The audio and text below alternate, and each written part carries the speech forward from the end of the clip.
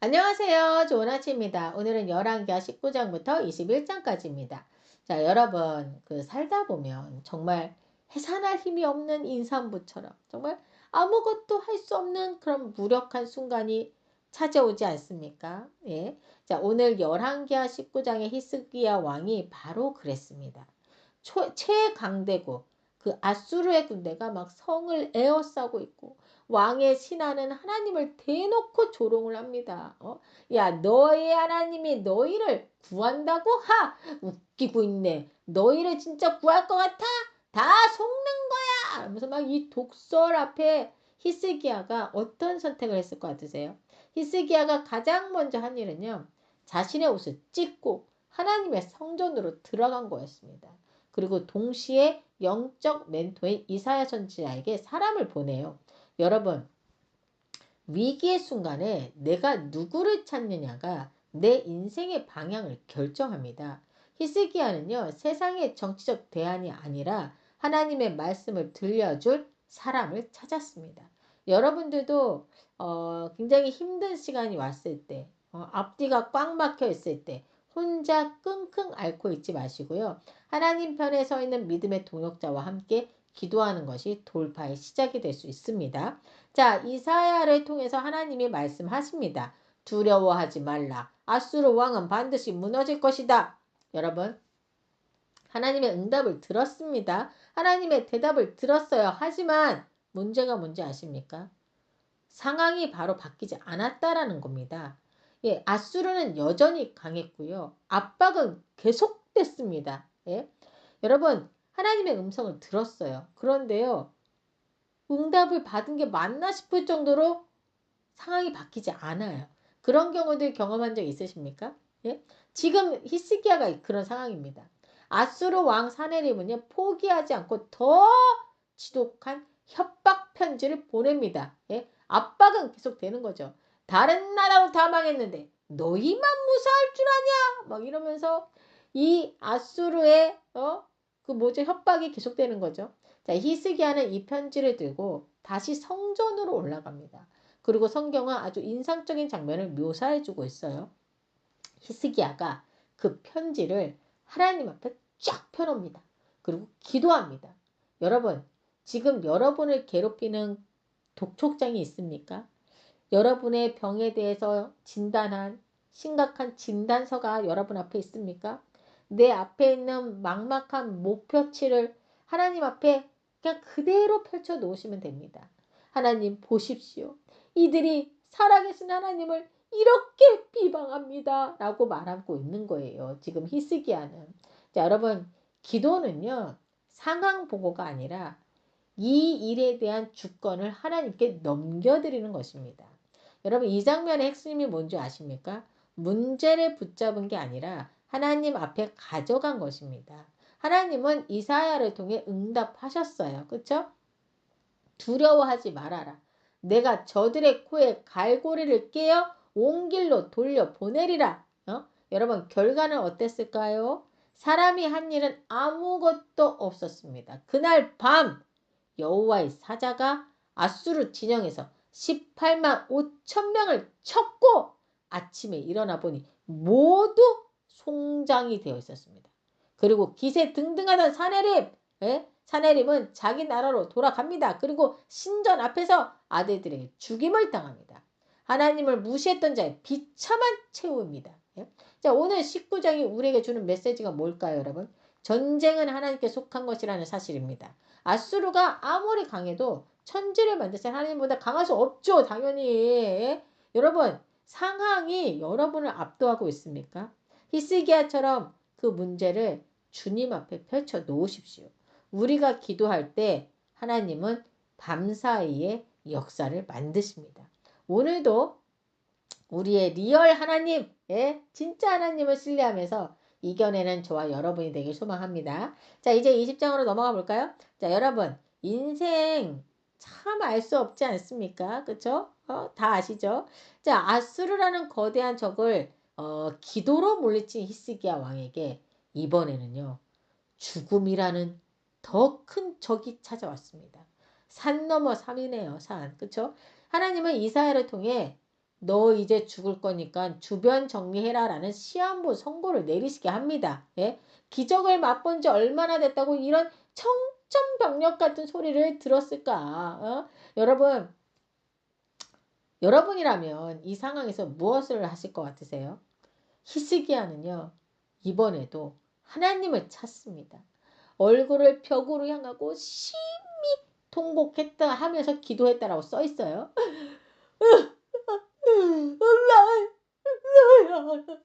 나의 하나님 여호와여, 내가 진실과 저심으로 주 앞에 행하며 주께서 보시기 선하게 행하신 것을 기억하여 주옵소서 하면서 막 거의 울면서 숨 넘어갈 정도로 통곡의 기도를 한 겁니다. 예? 자, 이사야가 하나님의 말씀을 히스기야에 전하고 집으로 돌아갔을 거 아닙니까? 자, 왕궁을 나와서 얼마 가지 않았는데 하나님께서 다시 부르신 거예요. 다시 스탑 그만 가고 다시 히스기야에게 돌아가거라 라고 얘기해 준 거예요. 그리고 다시 전하라고 하신 말씀이 있는 거예요. 내가 너의 눈물을 보았고 너의 수명을 15년을 연장해 주겠다. 심지어 히스기야가 믿을 수 있도록 확실한 증표까지 보여주십니다. 해 그림자가 10분 앞으로 가는 게 아니고 10분 뒤로 물러가는 그런 초자연적인 징표까지 보여주시까지가 한 거죠. 예? 여러분 죽음 앞에서 생명을 얻어낸 그야말로 신앙의 하이라이트가 아니겠습니까? 예? 자, 여러분은 여기서 진짜 중요한 포인트 하나 짚고 가야 됩니다. 우리가 꼭 기억하셔야 됩니다. 하나님은요, 우리의 논리가 아니라 우리의 눈물에 반응하십니다. 죽음의 선고 앞에서 히스기야가 꺼낸 건 대단한 변명이나 논리가 아니었어요. 그저 하나님 한 분만을 향한 진심 어린 눈물이었습니다. 그 눈물이 떨어지는 순간 하나님의 15년 연장이라는 기적이 시작된 거죠. 사실 저도 불과 2달 전 하나님 앞에서 진짜 소리 내어서 울었던 적이 있습니다. 저 좀 살려달라고. 저 좀 살려달라고 정말 제 방에서 침대 위에서 엄청 정말 울었던 적이 있어요. 예? 얼마나 큰 소리로 울었는지 몰라요. 그리고 저도 기적을 경험했죠. 바로 몇 분 후에 전화를 받았고 바로 다음날 그것도 아침부터 정리가 되었습니다. 혹시 여러분 지금 감당할 수 없는 문제 앞에서 머리 굴리면서 방법을 찾고 계신가요? 여러분, 우리 하나님 앞에서는요, 똑똑한 척 하지 맙시다, 우리. 그쵸? 히스기야처럼 그냥 울어도 괜찮습니다. 하나님은 논리 정연한 보고서보다요, 당신의 눈물 어린 눈동자를 먼저 보시기 때문입니다. 자, 근데요, 진짜 이야기는 여기서부터예요. 히스기야가 병에서 나았다는 소식을 들어요. 누가? 신흥 강대국 바벨론에서. 그래서 이 신흥 강대국 바벨론에서 사절단을 보냅니다. 예? 축하 선물을 들고 말이죠. 이때 히스기야의 마음이 무장해제됩니다. 너무 기분이 좋았던 거죠. 저 강대국에서 자기에게 축하 선물을 보냈다? 와, 이거 대박인 거죠. 너무 좋았던 거예요. 너무. 그래서 왕궁의 모든 보물고와 군기고를 싹 다 열어서 보여줍니다. 뭐 그 사람도 찾았던 어이구 대단하네요 라면서 막 이렇게 봤을 거 아니에요. 막 그런 칭찬에 기분이 좋았죠. 자, 그런데 여러분 성경을 읽어보세요. 여기서 이상한 점이 발견하게 되실 겁니다. 자, 히스기야는요. 하나님의 은혜를 자랑한 게 아닙니다. 자기가 가진 재산과 무기를 자랑합니다. 여러분, 기적은 하나님이 행하셨잖아요. 히스기야가 왜 나왔습니까? 하나님의 은혜로 나왔지 않습니까? 그런데 기적은 하나님이 행하셨는데 영광은 누가 취하고 있어요? 다 히스기야 자신이 취하고 있는 거예요. 예? 이 사실을 나중에 이사야 선지자 듣게 됩니다. 바벨론에서 여기 왔다는 얘기를 다 들어요. 그리고 왕에게 도대체 저들에게 어디까지 보여줬냐고 묻습니다. 이에 히스기야가 당당하게 말해요. 아니 뭐 내 집에 있는 거 다 보여줬습니다 라고 얘기한 거죠. 그러자 이사야가 충격적인 예언을 합니다. 당신이 보여준 그 모든 보물은 바벨론으로 옮겨질 것이고 당신의 후손들은 바벨론의 황관, 즉 노예가 될 것입니다. 예, 여러분, 내가 의지하고 자랑했던 그것이 결국 나를 무너뜨리는 통로가 됩니다. 이사야 선지자의 말을 들은 히스기야가 이렇게 말해요. 성경에 써 있어요. 하나님의 말씀이 선합니다. 저는 성경을 읽다가 이걸 보고요. 뭐지? 자기만 살면 된다는 건가? 라는 생각이 들었어요. 근데 이게 그런 뜻이 아니라고 합니다. 예? 하나님의 판단이 옳습니다. 나는 받아들입니다. 라는 뜻이라고 합니다. 즉 무책임한 말이 아니라 하나님의 공의를 인정한 고백이었던 거죠. 자, 그리고 히스기야가 생명 연장을 받았잖아요. 그 받고 나서 3년 뒤에 아들을 낳습니다. 바로 그가 누구냐? 유다 역사상 가장 악한 왕으로 꼽히는 그 유명한 므낫세입니다. 성경은 이후 남유다가 멸망하게 되는 그 중요한 이유 중 하나로 이 므낫세의 죄를 분명하게 계속 언급하고 있거든요. 15년의 생명 연장이 과연 축복이었을까? 아니면 불행의 시작이었을까라는 생각이 들더라고요. 여러분, 위기보다 더 위험한 건 회복 이후의 교만입니다. 여러분, 우리가 지금까지 성경을 통해서 본 이스라엘 모습이 그랬어요. 고난이 찾아올 때는 하나님을 자꾸 울부짖습니다. 예? 그리고서는 어떻게 하나님의 은혜 베풀어져서 형통해지면 어느새 하나님을 잊어버립니다. 예? 여러분, 진짜 믿음은요, 고난 중에 울부짖을 때가 아니라요, 모든 것이 회복되고 배부르고 등 땄을 때, 그 형통함 속에서 드러납니다. 제가 그래서 요즘은요, 잊지 말자. 이거를 자꾸 제가 말씀드렸죠. 잊지 말자. 하나님의 은혜를 잊으면 안 된다. 요거를 계속 매일매일 되새기면서 살고 있거든요.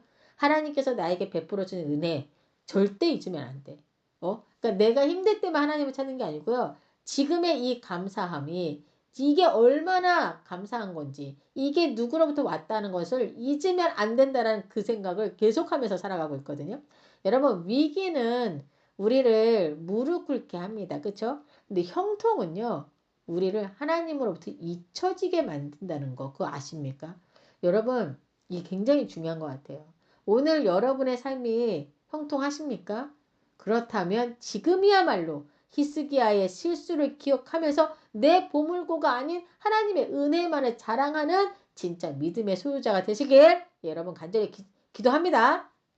자, 이제 21장입니다. 히스기야가 죽고 그의 아들 므낫세가 왕이 됩니다. 15년 연장받은 시간에서 3년 뒤에 아들을 낳았으니까 정확하게 므낫세가 나이 12세에 왕이 된 거죠. 자, 재위 기간도요. 와, 무려 55년입니다. 예? 남유다에서 가장 악한 왕이 55년이나 다스렸다니 정말 아찔하네요. 아찔해. 예? 성경은 그에 대해 아주 단호하게 말합니다. 여호와 보시기에 악을 행했다라고요.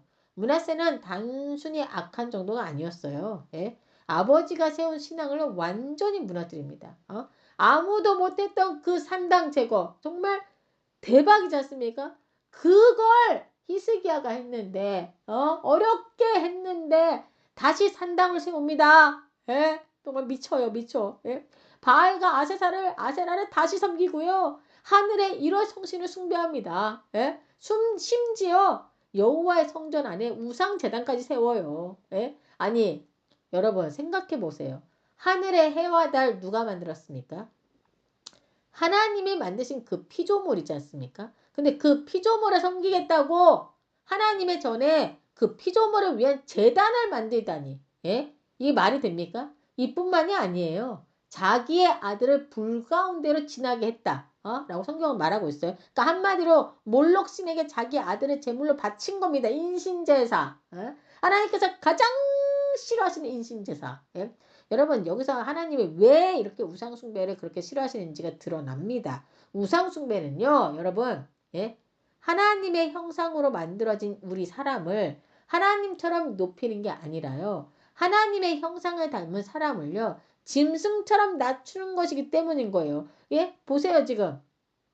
동물을 제물로 바치잖아요. 근데 지금 사람을 제물로 바치고 있어요. 예? 지금 뭐 하는 거야? 지금 우리를 하나님을 닮은, 하나님의 형상을 닮은 사람을 지금 짐승처럼 낮추고 있지 않습니까? 예? 여러분, 므낫세가 저지른 죄 중 하나님을 가장 진노하게 한 건요, 예루살렘 이 끝에서 저 끝까지 무지한 자의 피를 가득하게 한 거. 요것도 들어갑니다. 예? 이거는요. 단순한 악행이 아니라 진리를 말하는 사람을 죽이는 사이였던 걸 보여주고 있는 거예요.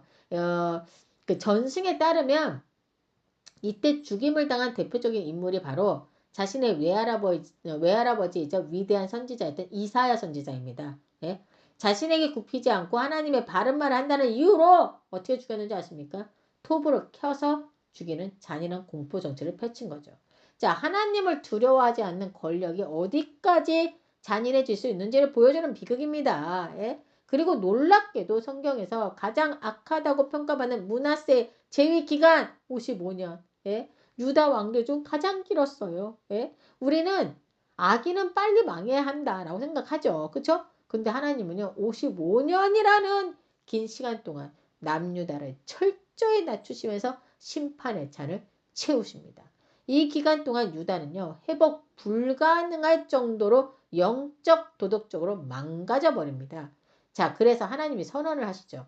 내가 예루살렘을 씻어버리겠다. 이제는 돌이키지 않겠다라고요. 여러분, 남유다는 아직 멸망하지 않았습니다. 그런데 멸망이 이미 결정된 거예요. 이 므낫세 때. 왜죠? 바로 므낫세의 죄 때문입니다. 이제 므낫세도 죽고 그의 아들 아몬이 왕이 됩니다. 여러분, 결과는 동일합니다. 아버지의 길 그대로 갑니다. 하나님을 버리고 우상숭배는 계속되죠. 그리고 결국 어떻게 되죠? 신하들에게 암살당합니다. 여러분, 각자의 역할이 있는 것 같아요. 기능이 있고. 침대는 침대로서의 기능이 있죠. 예? 냉장고는 냉장고로서의 역할을 할 때 가치가 있지 않습니까? 그 역할을 제대로 해낼 때 가치가 있는 거잖아요. 맞아요. 여러분, 보신 것처럼 우리 인간도요. 하나님께서 만드신 목적대로 살 때 가장 빛이 나는 거거든요. 20장 6절에서 하나님이 분명히 말씀하셨어요. 내가 나를 위하고 또 내 종 다윗을 위함으로 이 성을 보호하리라. 여러분, 우리는 우리 자신이 잘 먹고 잘 사는 것을 위해 존재하는 게 아닙니다. 아니에요. 우리는 하나님의 영광을 위해 하나님이 사용하시기에 편한 그릇으로 존재해야 하는 거예요. 예? 오늘 므낫세와 그의 아들 아몬의 삶을 보면서 우리 자신을 점검해보는 시간을 갖는 것도 정말 좋을 것 같다라는 생각을 했어요.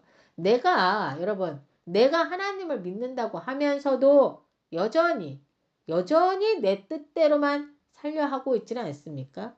예? 여러분, 침대가 삐걱거리거나 냉장고가 좀 고장이 나면 어떻게 해요? 바로 버리시나요? 고쳐서 쓰잖아요. 세탁기가 고장이 나면 바로 버리세요? 어우, 부자시네. 예. 고쳐서 쓰잖아요. 그렇죠? 하나님도 지금 우리를 고치고 다듬어서 사용하길 원하십니다.